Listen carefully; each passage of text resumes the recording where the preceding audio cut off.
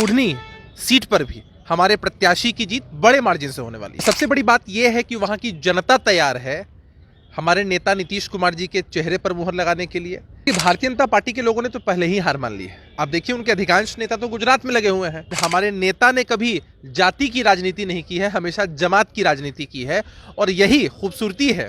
नमस्कार, मेरा नाम उत्कर्ष है। आप लाइव सिटीज देख रहे हैं। देखिए, कुढ़नी उपचुनाव को लेकर लगातार बातें बढ़ती जा रही हैं, क्योंकि अब देखिए चौतरफा मुकाबला है। मुकेश सहनी, AIMIM, महागठबंधन और बीजेपी, तमाम पार्टियां जो हैं वो अपना दमखम दिखा रही हैं। और ऐसे में देखिए लगातार जो बातें उठ रही हैं कि 2 सीटों पर जो उपचुनाव हुए उसके नतीजे हमने देखे हैं। यहाँ पर क्या होगा, क्या जदयू दमखम दिखा पाएगी? क्योंकि देखिए एक तरफ जब वो राजद की सीट थी, जदयू को मिल गई है, क्या जीत पाती है? हमारे साथ बात करने के लिए जदयू प्रवक्ता है अभिषेक झा। क्या स्थिति लग रही है, क्योंकि लगातार ये बातें उठ रही हैं कि 2 उपचुनाव पहले भी हो चुके हैं, इस बार आपको ये सीट मिली है, उपचुनाव हो रहा है, जीत पाएंगे? जोर शोर से तैयारी चल रही है उस सीट पर। महागठबंधन के सभी घटक दल लगे हुए हैं और सबसे बड़ी बात यह है कि वहां की जनता तैयार है हमारे नेता नीतीश कुमार जी के चेहरे पर मुहर लगाने के लिए। जदयू का जो महागठबंधन समर्थित उम्मीदवार है उनको अपना आशीर्वाद देने के लिए। और जनता जानती है कि नीतीश कुमार जी ने न्याय के साथ विकास किया है और हमेशा वोटरों की चिंता की है, वोटों की चिंता नहीं की है। तो नीतीश कुमार जी अपनी सारी बातें जनता के बीच कहते हैं और लगातार चुनाव प्रचार हो भी रहा है। और हम लोग पूरी तरीके से आशान्वित हैं कि कुढ़नी सीट पर भी हमारे प्रत्याशी की जीत बड़े मार्जिन से होने वाली है। बीजेपी तो लगातार कह रही है कि कोई फायदा नहीं है। सवर्ण की बात कर ले तो उनके पास वोट है, लेकिन अब देखिए मुकेश सहनी तो जरूर उतर गए हैं, लेकिन बीजेपी साफ कह रही है कि हम जीतेंगे, कोई दिक्कत नहीं है वहाँ।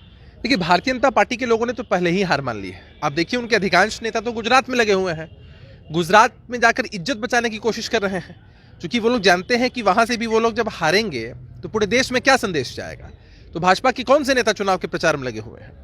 और जहां तक सवाल है, भारतीय जनता पार्टी के लोग कह सकते हैं कि भाई सवर्णों का ये एंगल है, फला जाति का ये एंगल है, लेकिन हमारे नेता ने कभी जाति की राजनीति नहीं की है, हमेशा जमात की राजनीति की है। और यही खूबसूरती है उनकी राजनीति की कि हर जाति धर्म के लोग इन चीजों से ऊपर उठकर उनको अपना आशीर्वाद देते हैं।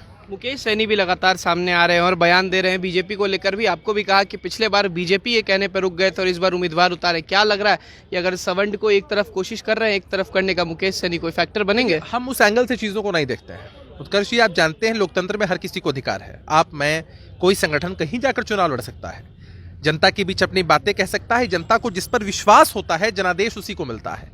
और हमारा इस बात पर विश्वास है कि नीतीश कुमार जी ने इतने वर्षों तक काम किया है और जनता उनको जानती है। तो महागठबंधन का जो उम्मीदवार होगी उसकी जीत सुनिश्चित है।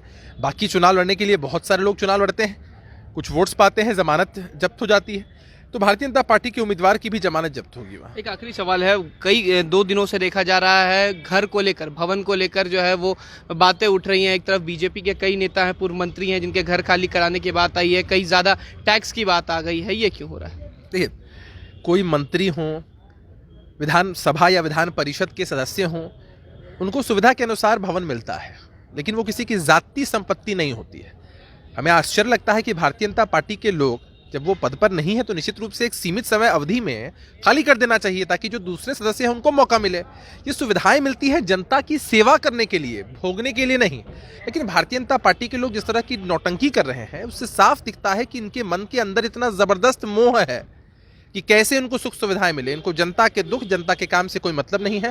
खैर, ये लोग अपना इस तरह का आचरण प्रस्तुत करते हैं, जनता के बीच भी एक मैसेज आता है कि ऐसे लोगों को ना चुने जो अपनी सुविधाओं के पीछे भाग रहे हैं, उसके पीछे राजनीति कर रहे हैं, जनता की सेवा नहीं कर रहे हैं। चलिए, बहुत बहुत शुक्रिया। ये थे हमारे साथ अभिषेक झा, जिन्होंने साफ कहा है कि कुढ़नी की बात हो रही है, लेकिन बीजेपी के जो तमाम नेता हैं वो गुजरात में है। गुजरात विधानसभा का चुनाव होना, उससे पहले बिहार के तमाम बीजेपी के जो नेता हैं वो गुजरात चले गए हैं, तो पहले ही उन्होंने हार मान लिया। वहीं घर के विवाद को लेकर भी उन्होंने साफ कहा है कि ये जनता जिन्हें चुन के लाती है उनके लिए होता है, सुख भोगने के लिए नहीं। फिलहाल खबर में सिर्फ इतना ही। आप हमारे साथ बने रहें, हमारे चैनल को सब्सक्राइब नहीं किया है तो जल्द से जल्द कर ले। बहुत बहुत धन्यवाद।